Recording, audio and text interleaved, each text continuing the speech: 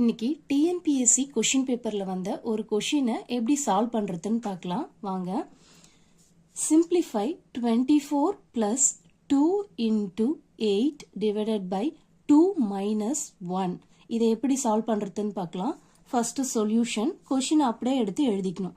24 plus 2 into 8 divided by 2 minus 1 equal to first இத மாதிரி plus minus multiplication divide இந்த மாதிரி சிம்பிள்ஸ் கொடுத்திருந்தா ஃபர்ஸ்ட் நம்ம கன்சிடர் பண்ண வேண்டியது டிவைட் சிம்பிள் தான். ஃபர்ஸ்ட் இந்த டிவைட் சிம்பிள் இருக்கிறத சால்வ் பண்ணணும்.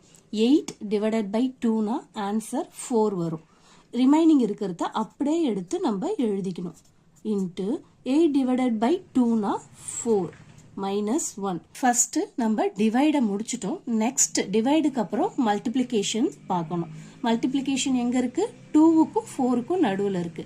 2 4s are 8. நெக்ஸ்ட் இதை நம்ம சால்வ் பண்ணணும். ரிமைனிங் இருக்கிறத அப்படியே எடுத்து எழுதிக்கணும். Plus 2 4s are 8 minus 1.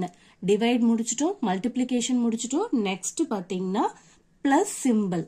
அடுத்தது பிளஸ் சிம்பிளை நம்ம முடிக்கணும். அடுத்தது 24யும் 8யும் நம்ம ஆட் பண்றோம். ஆட் பண்ணும்போது 32 மைனஸ் 1. நெக்ஸ்ட் பாத்தீங்கன்னா மைனஸ் சிம்பிள். 32ல 1 போச்சுன்னா 31. இப்ப இதுக்கான ஆன்சர் பாத்தீங்கன்னா 24 plus 2 into 8 divided by 2 minus 1 is equal to 31.